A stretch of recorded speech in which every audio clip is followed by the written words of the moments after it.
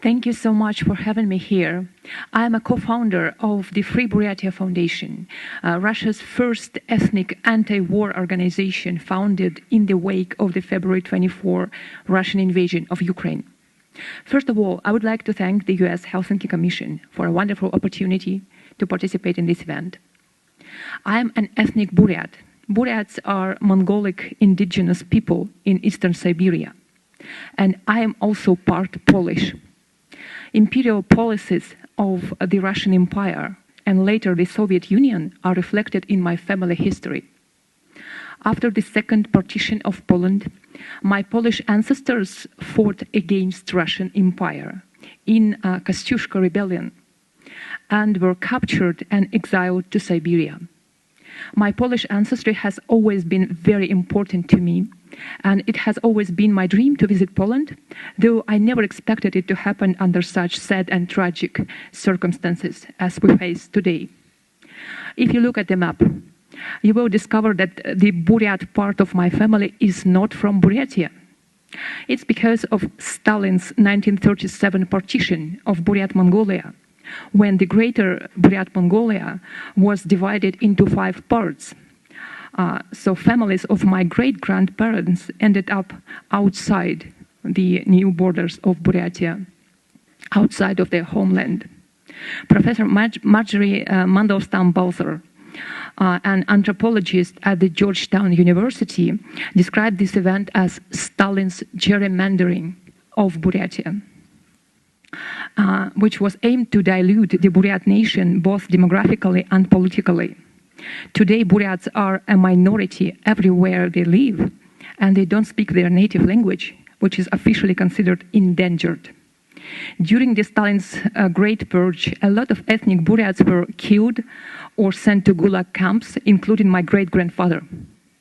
In the 1990s, we could openly discuss this part of our history.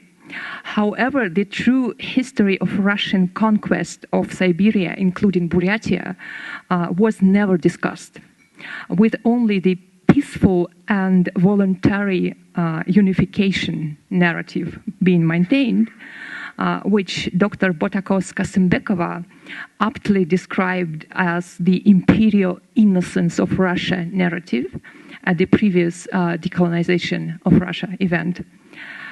Thus, the imperial mindset behind Russia's policies and expansionism has never changed, and moreover has never been properly acknowledged.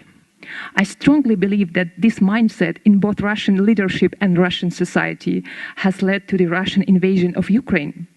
And unless it is changed, Russia, unfortunately, will continue to be a threat to the world.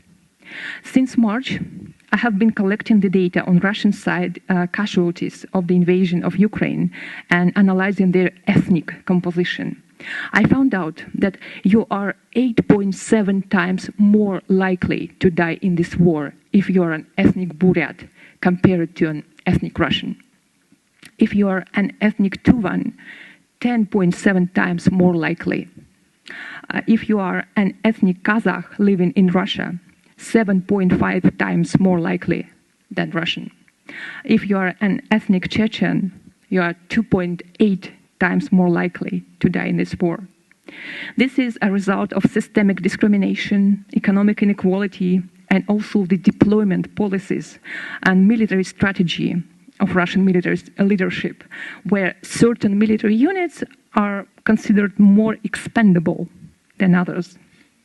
The Kremlin not only imposes disproportional burden of its illegal war on ethnic minorities with its deployment policies, the Kremlin also instigates hatred and hostility toward minorities by peddling the false narrative that it is primarily ethnic troops who are perpetrating war crimes.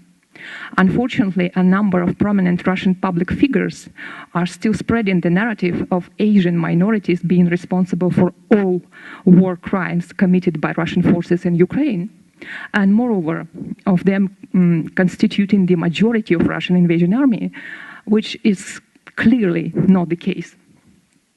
On September 21st, Putin announced the so-called partial mobilization in Russia.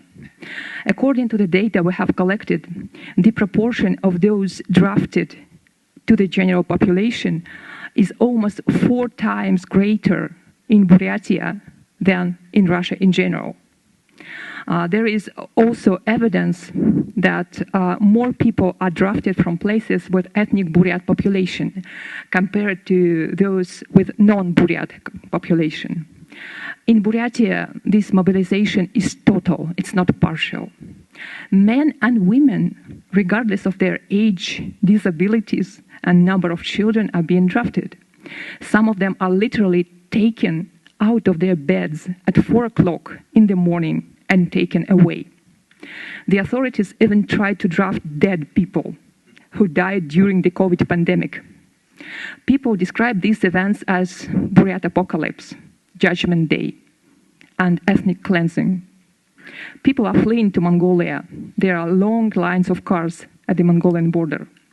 We are immensely grateful to Mongolia for letting all those people in. Thanks to this generous help under such desperate circumstances, Buryats rediscover their long-suppressed identity as a Mongolic nation. I believe that both the military aggression and terror against Ukrainians and also using Russia's minorities as cannon fodder in this unjust war stem from the same imperial colonialist mindset, which isn't properly discussed or even acknowledged, not just in Russia, but quite often outside Russia as well. And unless it changed, Russia may unfortunately continue to be a threat to Europe and to the world in general, even after a possible regime change. That's why the decolonization perspective is so important. The majority, more than 2/3 of Buryatia's population, are ethnic Russians, born in Buryatia, who are, along with ethnic Buryats, also drafted to this war and are dying in this unjust war in disproportionately high numbers just because they are born in Buryatia. I would like to stress that the views expressed here are by no means anti-ethnic Russians or pro-secession. We are anti-war, anti-imperialism. We are against Russia's viciously imperial aggression in Ukraine, and we are for better and safer future for all of us. These values make it a moral obligation and a question of intellectual honesty to view the Russian invasion of Ukraine and the fate of non-Russian minorities and the future of Russia from a decolonization perspective. Thank you for your attention.